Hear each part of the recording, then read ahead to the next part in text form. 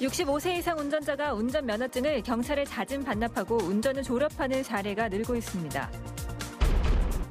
독거노인 돌봄사업 대상자 선정이 허술하다는 문제가 불거지자 강원도가 대상자 선정 전수조사를 실시하고 위반 사항이 적발되면 수행기관을 행정조치하기로 했습니다.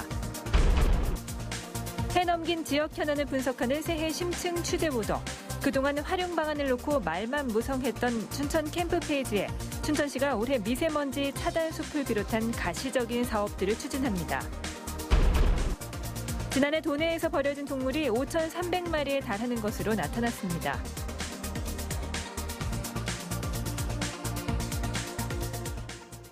시청자 여러분, 안녕하십니까? 운전 졸업이라는 말을 들어보셨나요? 말 그대로 운전면허증을 경찰에 반납하고 운전을 졸업하는 것을 말합니다. 최근 들어 면허를 반납하는 65세 이상 운전자가 증가 추세를 보이고 있습니다. 김상훈 기자가 보도합니다. 춘천의 한 교차로, 한 SUV 승용차와 오토바이가 충돌합니다. 이 사고로 40대 집배원이 다쳐 병원으로 옮겨졌지만 결국 숨졌습니다. 또 강릉에서는 주차를 하던 승용차 운전자가 운전 부주의로 벽을 들이받고 숨졌습니다. 모두 65살 이상 노인 운전자와 관련된 사망 교통사고입니다. 지난 2014년부터 2017년까지 도내 교통사고는 점차 줄었지만 반대로 노인 사고 비율은 늘었습니다. 상황이 심각해지자 정부도 대책을 내놨습니다. 올해부터 75살 이상 고령 운전자의 면허 갱신과 적성검사 주기를 5년에서 3년으로 줄인 겁니다. 이렇게 절차가 복잡해지자 아예 면허증을 자진 반납하고 운전대를 잡지 않는 노인이 늘어나고 있습니다. 건강이 허락하고 운전할 수 있는 능력이 되면은 뭐 그런 거는 필요 없죠. 그렇지만 내 건강이 허락지 않고 그러면 타인을 위해서라도 반납하는 건 원칙이지 그게.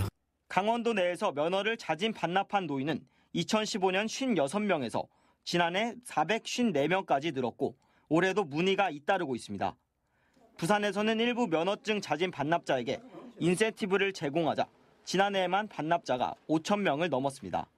운전에 부담을 느끼는 많은 분들이 운전을 포기하게끔 유도해서 사고를 예방하는 그런 정책을 펴고 있습니다.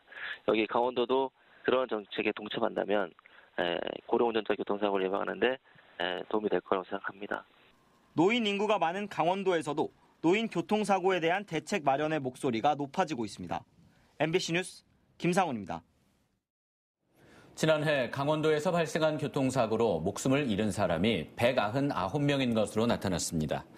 강원지방경찰청에 따르면 교통사고 사망자 가운데 65세 이상 노인이 92명으로 전체 사망자의 46%를 차지했습니다.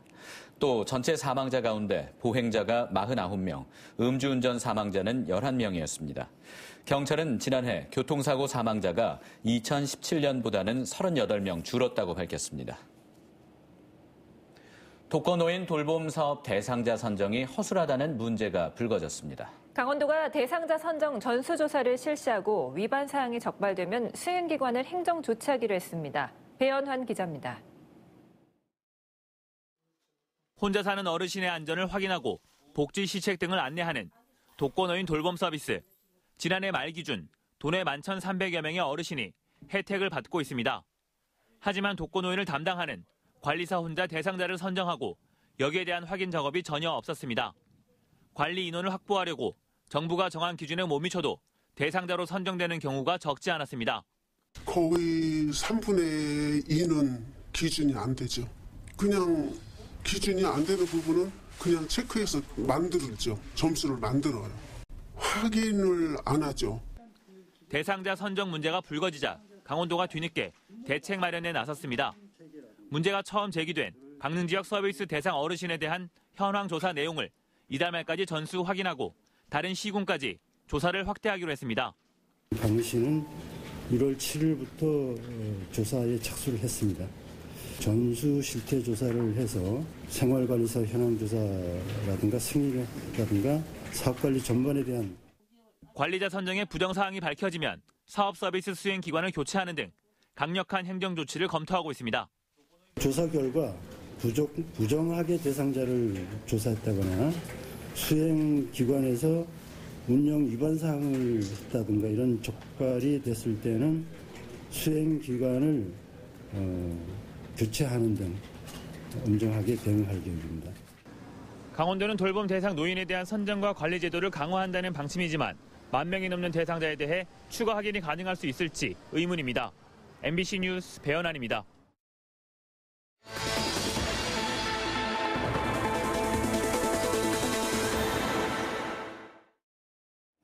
해를 넘긴 지역 현안을 다루는 새해 심층 보도, 춘천 캠프페이지 상황을 살펴봅니다. 캠프페이지 활용 방안을 놓고 그동안 말만 무성했지 본격적인 사업은 착수되지 못했습니다. 하지만 올해 미세먼지 차단 숲이 착공되는 등 가시적인 사업들이 시작될 것으로 보입니다. 백승호 기자입니다.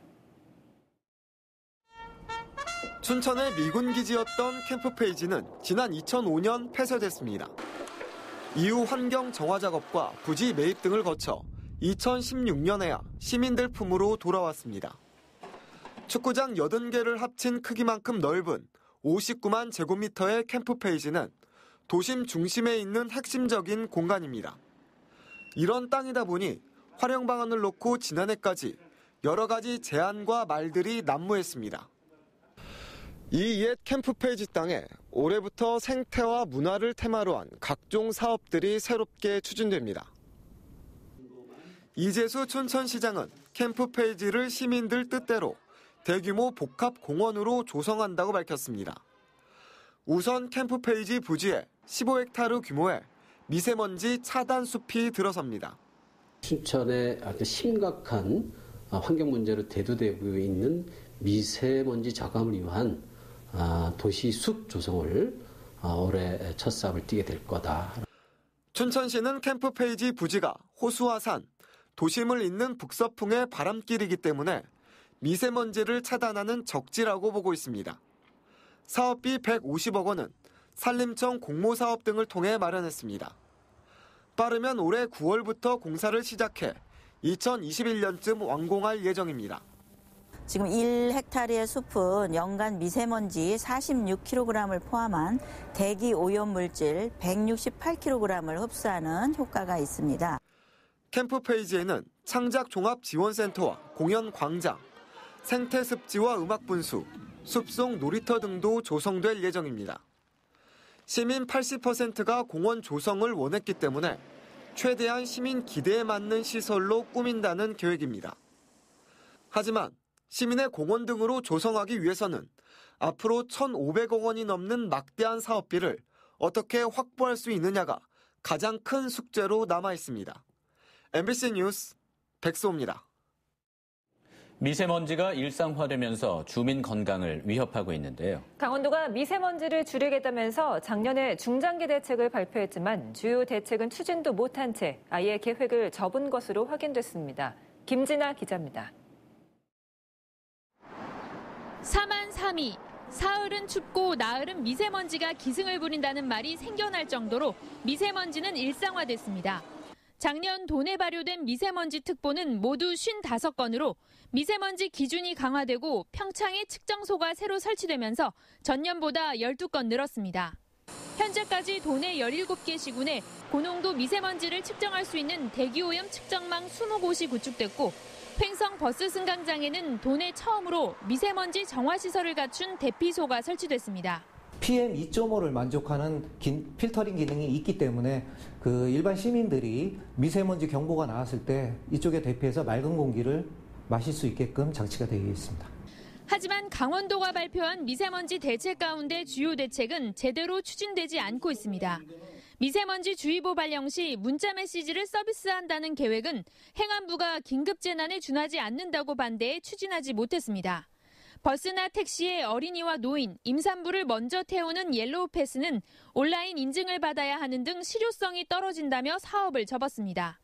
서울과 경기, 인천 등 수도권과 협약을 맺어 공동 대응하겠다는 대책도 지역적 특색이 달라 필요성이 없다며 무산시켰습니다. 처음부터 실효성을 검토하지 않은 채 무작정 대책부터 발표했다는 지적이 일고 있습니다. 강원도 미세먼지의 원인과 특성 이런 것들이 제대로 분석이 되고 그것에 따라서 어떠한 대책들이 마련이 필요한가, 특히 주민과 함께 할 수 있는 대책들은 어떤 게 있는가 이런 것들을 지역 차원의 정책으로 이끌어내는 과정. 강원도는 기존 대책을 수정해 계획을 다시 세우고 있다고 밝혔는데 도민들의 피해를 최소화할 수 있는 생활 밀착형, 실질적인 대책 마련이 요구되고 있습니다. MBC 뉴스 김진아입니다. 강원도의 온라인 쇼핑몰인 강원마트가 지난해 123억 원의 매출을 기록해 사상 최대의 실적을 달성했습니다. 강원마트는 지난해 9월 처음 100억 원을 돌파한 데 이어 지난해 총 매출액이 2017년보다 28억 원, 30% 증가하는 매출 신장을 기록했습니다. 강원마트는 봄나물과 여름 보양식, 가을 설렘 아이템 등 600회에 이르는 특판 이벤트와 기획전으로 소비자의 관심과 참여를 이끌어낸 결과라고 분석하고 있습니다. 지난해 도내에서 버려진 동물이 5,300마리에 달하는 것으로 나타났습니다. 강원도는 지난해 도내에서 버려진 동물이 모두 5,300여 마리이며 이 가운데 87%가량이 유기견이라고 밝혔습니다. 지역별로는 원주가 1,000여 마리로 가장 많고 강릉이 800여 마리, 춘천이 600여 마리로 뒤를 이었습니다. 도내 한 특수학교 교장이 학부모와 교사 등을 성추행한 의혹으로 직위 해제됐습니다. 강원도교육청은 해당 학교 교장 61살 A모 씨가 2014년부터 지난해 말까지 학부모와 교직원 등 10명을 대상으로 18차례 성추행과 성희롱을 한 혐의가 있어 지난달 말 직위 해제했다고 밝혔습니다. 도교육청은 징계위원회 A씨에 대해 중징계를 요구했습니다. 교원징계위원회는 이달 중 열립니다. 교육청은 설문조사를 실시한 결과 학생들 피해는 없었던 것으로 확인됐다고 덧붙였습니다. 도내 평준화 지역 후기 일반고 지원자 중 180명이 불합격했습니다. 강원도교육청에 따르면 올해 평준화 일반고 전형에는 전체 모집 정원 5,420명에 5,769명이 지원했고 이중 지원자와 정원외 합격자를 제외한 불합격자는 180명입니다. 불합격자는 정원이 미달된 특성화고나 비평준화 지역 일반고 추가 모집에 지원할 수 있습니다. 평준화 지역 일반고 학교 배정은 추첨에 의해 결정되고 배정 결과는 오는 18일 오후 4시에 발표됩니다. 강원도 여성단체 협의회가 마련한 2019 강원여성 신년 인사회가 오늘 춘천 스카이 컨벤션 웨딩홀에서 열렸습니다. 오늘 신년 인사회에는 도내 시군 여성단체장을 비롯해 각급 기관 단체장, 회원 등 300여 명이 참석한 가운데 새해 덕담을 나눴습니다. 한반도의 평화 통일, 강원 여성의 힘으로를 비전으로 내세운 이번 인사회에서 참석자들은 남북 평화 시대 강원 여성의 역할 확대와 도내 양성평등 문화 확산에 앞장서겠다고 다짐했습니다. 강원도의회는 오늘과 내일 이틀 동안 평창 용평 리조트에서 2019년도 의원총회를 갖습니다. 이번 의원총회에는 도의원 46명과 도의회 사무처, 관계자 등 90여 명이 참석했습니다. 이번 의원총회에서는 지난해 의정 결산과 함께 올해 주요 의정 시책과 의회 운영 기본 계획을 확정합니다. 철원 민통선 마을에서 두루미 먹이주기 행사가 열렸습니다. 철원읍 내포리에서 열린 이번 행사에서는 두루미 100마리가 12일 동안 먹을 수 있는 벽시 240kg이 뿌려졌습니다. 철원 평야에는 두루미뿐 아니라 제두루미, 독수리, 큰 고니 등 천연 기념물이나 멸종위기 철새들이 겨울을 나기 위해 찾고 있습니다. 강원FC의 2018 시즌 K리그 전체 입장 수입이 12개 구단 가운데 11위에 그쳤습니다. 국군 체육부대인 상주 상무가 12위인 점을 감안하면 강원FC의 입장 수입은 사실상 최하위인 것으로 나타났습니다. 한국프로축구연맹에 따르면 강원FC의 2018 시즌 K리그 전체 입장 수입은 2억 1,134만 원으로 K리그 평균인 9억 6,988만 원에 5분의 1에도 못 미쳤습니다. 특히 2017 시즌 입장 수입보다 1억 원이나 크게 줄어들면서 관중 유치를 위한 특단의 대책이 필요한 상황입니다. 춘천시가 시립 어린이집인 동래면 거두행복 어린이집의 위탁 운영자를 공개 모집합니다. 위탁 기간은 다음 달 1일부터 2024년 1월 31일까지 5년 동안이며 신청 자격은 춘천시에 주소를 두고 있는 개인이거나 강원도에 등록된 비영리법인과 단체 등입니다. 위탁 희망기관은 오는 16일부터 21일까지 춘천시 보육아동과를 방문해 신청하면 가능합니다. 화천 산터너 축제로 거둔 수익이 나흘 만에 6억 원을 넘었습니다.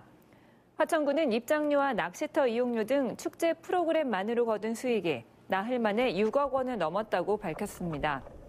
특히 화천사랑 상품권과 농특산물 교환권 3만여 장이 지역에 풀려 농특산물 매장에서만 1억 7천만 원의 농산물이 판매됐습니다. 뉴스를 마칩니다. 고맙습니다.